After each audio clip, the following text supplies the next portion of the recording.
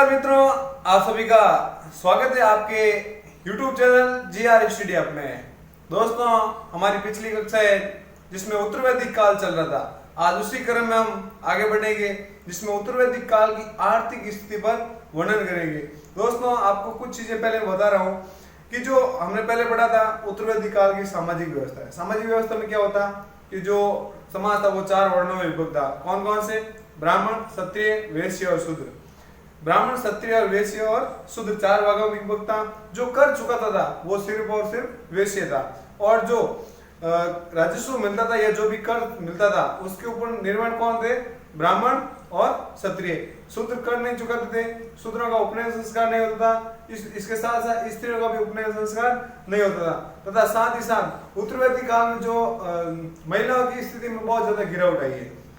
कैसे कि जब पुत्री का जन्म होता था तब लोग बोलते थे कि ये दुखों का स्रोत है, और जब पुत्र का जन्म होता था बोलते कि परिवार का रक्षक है।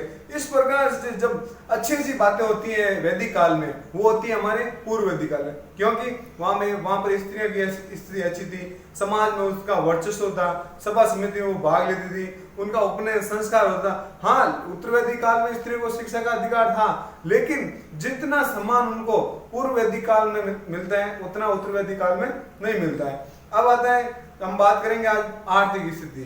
तो जब पूर्व वैदिक काल में आर्थिक स्थिति थी वो थी कि लोग पशुपालन में गाय को महत्व देते थे, और जो क्षेत्र थे पशु चारण करने के लिए वहां पर उनका व्यक्तिगत अधिकार नहीं था।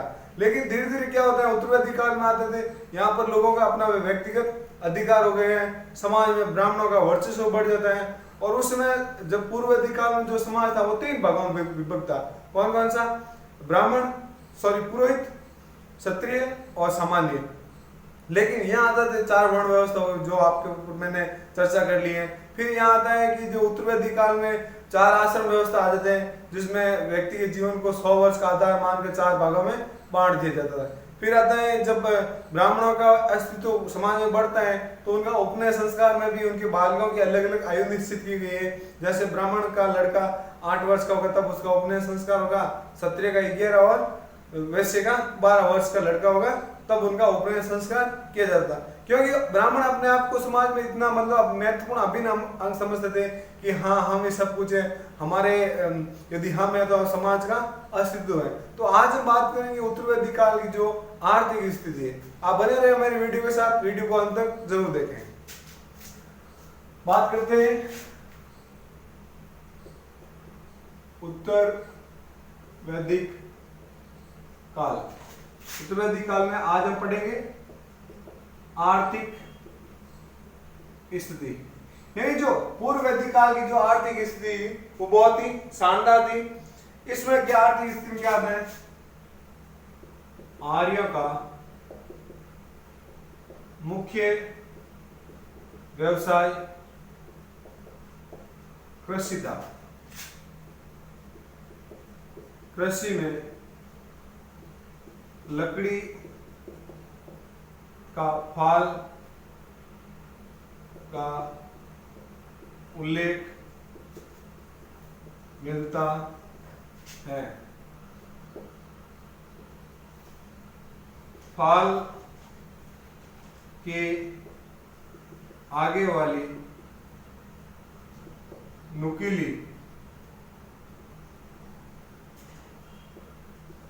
नुकीला मुंह धातु से निर्मित है। यानी जो लकड़ी का जो हल है या फाल कहते हैं उसे, वो लकड़ी का था, कृषि उपयोग में ले जाता। लेकिन जो उसका जो मुंह था, जो नकली जो जमीन के अंदर चलता था, वो किसी धातु से निर्मित था। उत्तर वैदिक काल में या अथर्ववेद में एक जगह एक हल को 24 बैल खींचते थे।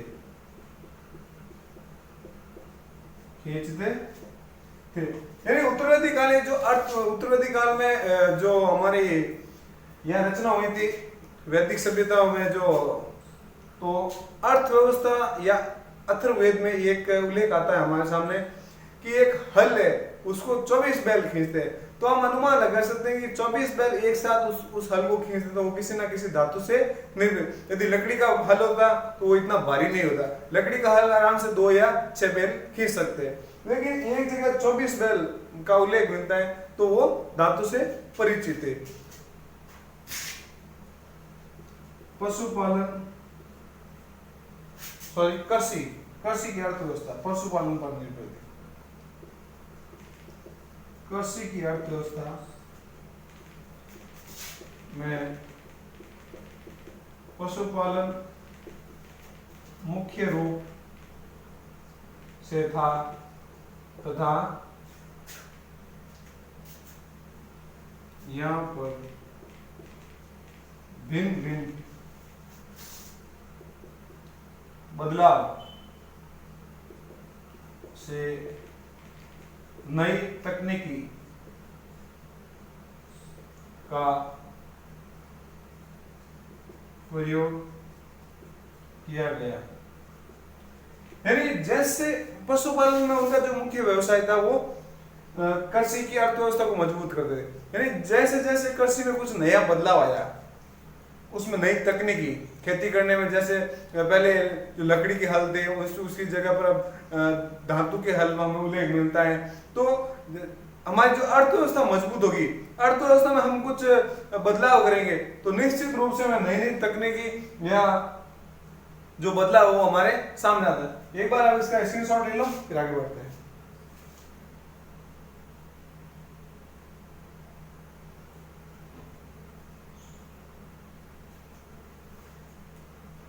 ये जो 24 बैल का उल्लेख मिलता है वो कंटक संहिता में मिलता है, ठीक है।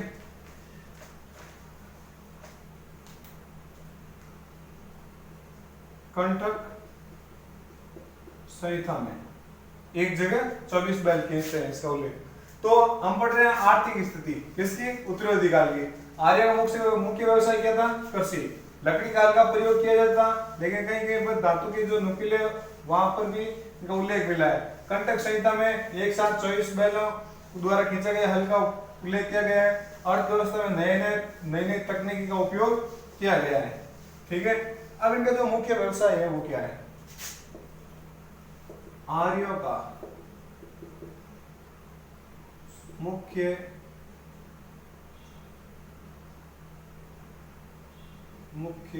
कृषि व्यवसाय में, आर्यों का जो मुख्य व्यवसाय था कृषि में वो क्या था, धान और गेहूं। कृषि फसल में धान और गेहूं का उल्लेख। आर्य की जो मुख्य कृषि थी वो थी धान और गेहूं। अब इसमें आगे बढ़ेंगे हम, और क्या आता था इसमें,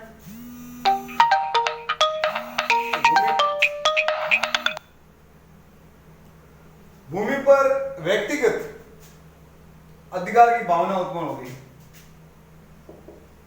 भूमि पर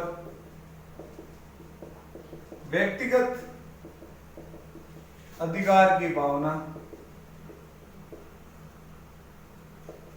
शुरू हुई। यानी जो पूर्व वैदिक काल में जो किसी स्थान पर खेती करते थे तो वो लोगों की निजी संपत्ति नहीं थी, वहां पर पशु चरण करते थे, खेती करते थे। लेकिन जैसे जैसे उत्तर वैदिक काल आता है तो यहाँ पर जो भूमि पर अपना खुद का अधिकार या स्वामित्व स्थापित करना शुरू हो गए थे। अथर्ववेद में सिंचाई के साधन, सिंचाई में अथर्ववेद में सिंचाई में क्या उल्लेख मिलता है कि सिंचाई के साधन के रूप में वर्णाकूप, सिंचाई के साधन में वर्णाकूप तथा नहरों का उल्लेख मिलता है। यानी अथर्ववेद में सिंचाई का भी उल्लेख मिलता है हमें। क्या क्या मिलता है, जिसमें वर्णाकूप और नहरों से सिंचाई की जाती। यहाँ जो व्यापारी था वो कौन था? श्रेष्ठ श्रेणी का व्यापारी का प्रधान व्यापारी होता था। यानी व्यापार वैश्य करते थे, लेकिन उसमें भी श्रेणी में विभक्त हुआ था। जो श्रेष्ठ श्रेणी का जो प्रधान था वो यहाँ का मुख्य व्यापारी होता था। नियमित यहाँ पर इस आर्थिक अर्थव्यवस्था या आर्थिक स्थिति में नियमित सिक्कों का प्रचलन नहीं था। यानी अभी तक हमें नियमित रूप से सिक्कों का प्रचलन नहीं मिला। जो व्यापार था वो शायद वस्तु विनिमय, व्यापार शायद वस्तु विनिमय के आधार पर।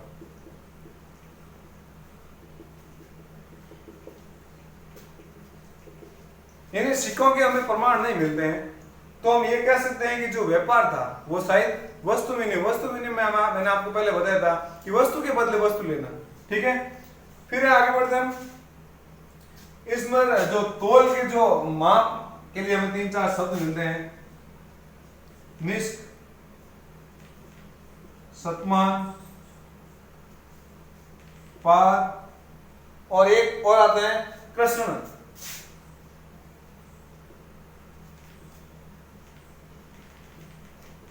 माप तोल के ये जो 4 है, निष्क, शतमान, पाद और कृष्ण, ये क्या होते हैं? ये माप की भिन्न भिन्न इकाइयां हैं। ये माप की भिन्न भिन्न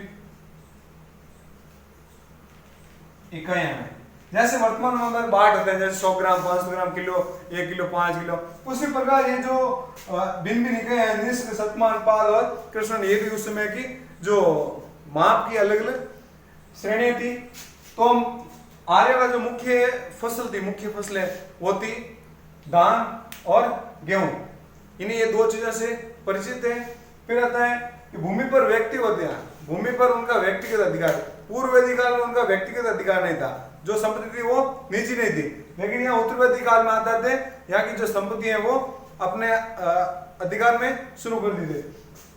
फिर आता है अथर्ववेद में सिंचाई का उल्लेख आता है, जिसमें वर्णकूप और नहरों का भी उल्लेख मिलता है। यानी हम इस आधार पर कह सकते हैं कि जब उत्तर वैदिक काल में आता थे, लोग कुओं से और नहरों से भी सिंचाई करना शुरू कर दिया था। फिर आता है श्रेष्ठ श्रेणी का प्रधान, यानी जो पहले व्यवसाय या जो व्यापार करते थे वो पूर्व वैदिक काल में जो वैश्य थे या जो व्यापारी वर्ग था वो व्यापार करते थे। लेकिन उत्तर वैदिक काल में जो आते थे, इनकी श्रेणियां हो गई व्यापारियों की, जिसमें सबसे श्रेष्ठ एक श्रेणी थी जिसका जो प्रधान होता था वो मुख्य व्यापारी होता था। नियमित रूप से सिक्कों का प्रचलन नहीं था। अभी तक हमें सिक्कों के उल्लेख नहीं मिला है कि यहाँ पर सिक्के चलते थे या नहीं चलते थे। तो इस आधार पर हम कह सकते हैं कि जो व्यापार होता था वो शायद कहीं ना कहीं वस्तु विनिमय के आधार पर था। फिर हमारे सामने आता है कि जो माप तोल की इकाइयां हैं वो निष्क, शतमान, पाद और कृष्ण, ये 4 माप तोल की इकाई। कई बार पूछा गया है कि उत्तर वैदिक काल में शतमान शब्द का उल्लेख क्यों किया गया, किस लिए किया गया? तो उत्तर वैदिक काल में शतमान शब्द का प्रयोग माप तोल की इकाई के लिए किया गया। आपको याद रखना है, काफी बार ये क्वेश्चन पूछा गया है। अब हम आगे बढ़ेंगे तो हमारी ये उत्तर वैदिक काल की जो हमारी आर्थिक स्थिति है वो यहाँ पर समाप्त हो जाती है। अब बात करेंगे हम धार्मिक स्थिति। धार्मिक स्थिति में कौन कौन से महत्वपूर्ण हमें जानकारी प्राप्त होती है वो एक एक करके हम लेंगे आगे। आप साथ ही साथ नोट्स बनाते रहे, समय बहुत कम है दोस्तों, ठीक है ना। और हम पूरी कोशिश करेंगे कि जल्द से जल्द आपकी जो टेस्ट सीरीज है वो शुरू हो जाए। इसके लिए आप हमारे Telegram channel GR study hub official नाम से है, उसमें आप ज्वाइन हो जाइए और हमेशा के जो डेली टू डेली क्विज चल रहे हैं, और मैं कोशिश करूंगा कि daily to daily current affair उस टेलीग्राम पर अपलोड कर दिया जाएगा। तो आप सभी इस टेलीग्राम के माध्यम से जुड़ जाए, जिसमें करंट अफेयर राजस्थान का भी होगा और इंडिया लेवल का भी होगा। तो हम बात करेंगे हम धार्मिक स्थिति की।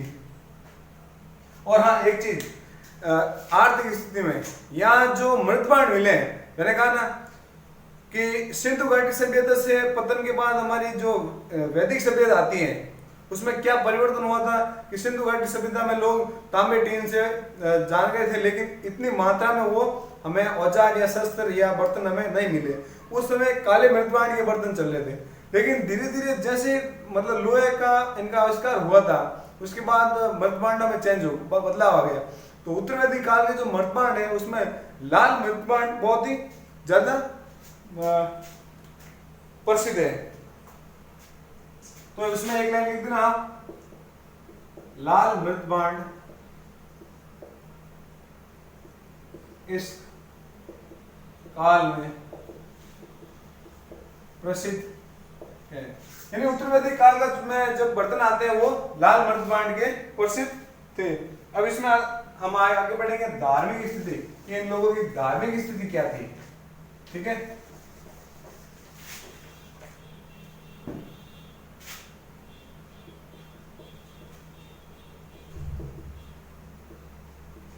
देखो जब पूर्व वैदिक काल में हम धार्मिक स्थिति की बात करें तो वहां का जो मुख्य देवता थे वो थे इंद्र, लेकिन उत्तर वैदिक काल में आते थे परिवर्तन हो गया। क्यों? क्योंकि यह जो मुख्य देवता वो प्रजापति को मतलब प्रजापति ने अपना स्थान ले लिया। इंद्र की जो महत्व है, इंद्र अग्नि, इनकी जो महत्वाकांक्षा है वो धीरे धीरे कम होती गई। तो यहाँ के लोग बहुत देववादी थे और इनका जो मुख्य उद्देश्य था वो भौतिक सुखों की प्राप्ति की ओर था। तो यहाँ के आर्य बहुदेववादी तथा इनका उद्देश्य भौतिक सुखों की प्राप्ति। फिर आता है यज्ञ कर्मकांड को बढ़ावा मिला तथा इनमें जटिलता शुरू हो गई।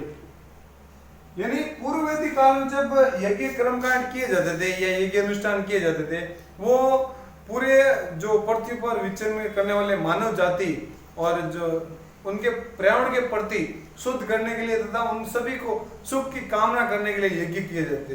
लेकिन यहाँ उत्तर वैदिक काल में आते थे यज्ञ कर्मकांडों का बढ़ावा मिला, क्योंकि ब्राह्मणों का अस्तित्व इस समाज में बहुत ज्यादा हो गया था। तो यज्ञ अनुष्ठानों में उनका ही जो महत्वपूर्ण योगदान था उनका ही था। फिर हम बात करेंगे जो जटिलता थी वो क्यों आ गई, क्योंकि प्रत्येक व्यक्ति ये यज्ञ अनुष्ठान कर नहीं सकता था, क्योंकि उनके लिए बहुत बड़ा खर्चा होता था, तो हर किसी के लिए संभव नहीं था। और इस काल के जो लोग थे वो बहुत देववादी थे, मतलब एक देवता में विश्वास नहीं रखते थे, अलग अलग। और जब पूर्व वैदिक काल की बात करें तो देवताओं को ना प्राकृतिक के साथ जोड़ा गया, जैसे पेड़ों के लिए अलग थे, पशुओं के लिए अलग थे, हर किसी ना किसी रूप से इनको जोड़ दिया गया था। लेकिन उत्तर वैदिक काल में आते थे उनका जो अस्तित्व वो खत्म हो गया। उत्तर वैदिक काल का जो प्रमुख देवता उसमें प्रजापति सबसे प्रमुख होता है। ये बहुत देववादी थे तथा इनका जो उद्देश्य था देवताओं के पीछे की हाँ इनकी पूजा क्यों करनी है, क्योंकि इनको भौतिक सुखों की आवश्यकता होती है। अब हम नेक्स्ट पढ़ेंगे प्रजापति, विष्णु तथा रुद्र महत्वपूर्ण देवता थे इस काल में। प्रजापति,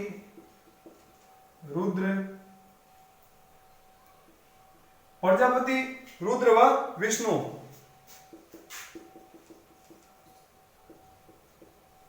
महत्वपूर्ण देवता थे तथा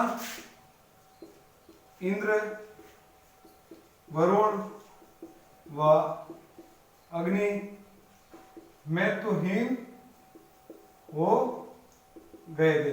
यानी अब इस काल का जो देवता उनमें परिवर्तन हुआ। जो प्रजापति था वो इनका मुख्य देवता था, रुद्र और विष्णु का महत्व बड़ा था। लेकिन जब पूर्व वैदिक की बात करेंगे तो पूर्व वैदिक काल में इंद्र वहां का प्रमुख देवता था, क्योंकि जो आर्यों का जो प्रमुख देवता था इंद्र को क्या कहते थे, किले तोड़ने वालों क्या कहते हैं, आपको मैंने बताया था। इंद्र, वरुण और अग्नि, इनका जो महत्व धीरे धीरे कम होता गया। अब हम बात करेंगे आगे यज्ञ का महत्व बढ़ा, उसमें जटिल कर्मकांड आ गए, ये आपको मैंने बता दिया। ठीक है, फिर आगे बात करेंगे ऋग्वैदिक में सबसे इंपोर्टेंट चीज, ऋग्वैदिक काल में 7 पुरोहितों का उल्लेख है, 7 पुरोहितों का उल्लेख है, लेकिन उत्तर वैदिक काल में 14 पुरोहितों का उल्लेख मिलता है, यानी पुरोहितों में वृद्धि हो जाती है। जो ऋग्वेद में केवल 7 थे वो उत्तर वैदिक काल में आते थे 14 हो गए थे।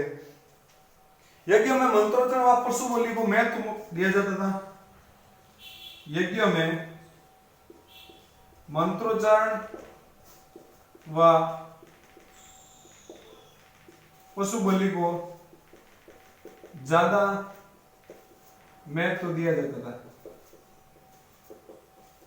यानी जब यज्ञ करते थे तो ये लोग मंत्रोच्चारण बार बार मंत्रों का उच्चारण करते थे तथा यज्ञ की समाप्ति पशु बलि के साथ की जाती थी। तो इस आधार पर कह सकते हैं कि जो यह पूर्व वैदिक काल में पशु बलि दी जाती थी, लेकिन प्रत्येक यज्ञ में ऐसा कुछ उल्लेख नहीं मिलता है। तो यहाँ पर आर्य कह सकते हैं बहुत देवादी थे तथा इनका जो उद्देश्य था वो क्या था, भौतिक सुखों को परिवर्तन, भौतिक सुखों को प्राप्त करना। यज्ञ अनुष्ठान बहुत ही जटिल हो गए थे, इससे ब्राह्मणों की शक्ति में वृद्धि होगी। यहाँ के जो प्रमुख देवता है उसमें प्रजापति, रुद्र व विष्णु मिलके इंद्र, अग्नि और वरुण का महत्वहीन हो गए थे। अब हम आगे बात करेंगे इसी में,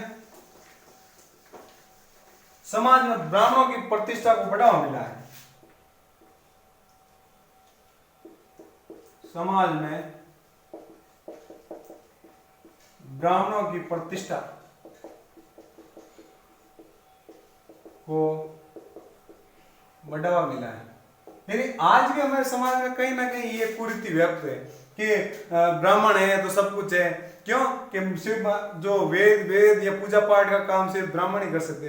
क्यों भाई, ऐसा क्या है, ब्राह्मण भी तो पढ़ा लिखा, हम भी तो पढ़े लिखे हैं, लेकिन जो समाज में चले आ रहे हैं प्रथा उनको चलने दो, उनके साथ हम छेड़छाड़ नहीं कर सकते। यदि हम छेड़छाड़ करेंगे तो हमारे ऊपर भी क्यों उठेंगे। तो उत्तर वैदिक काल में ब्राह्मणों की प्रतिष्ठा को बढ़ावा मिला, ठीक है, क्योंकि ये यज्ञ अनुष्ठान में भाग लेते थे और जीवन को, सबसे इंपोर्टेंट, जीवन को संस्कारों में बांध दिया गया, बांध दिया गया था। 16 संस्कार व्यक्ति के जन्म से लेकर मृत्यु तक संस्कारों के बीच वो जकड़ता रहता था। फिर आता है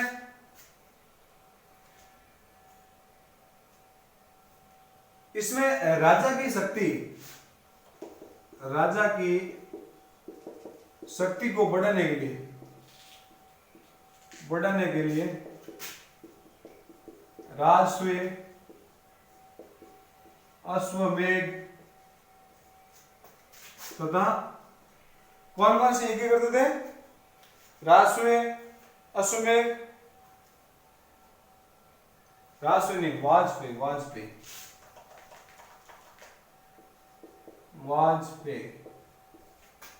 तथा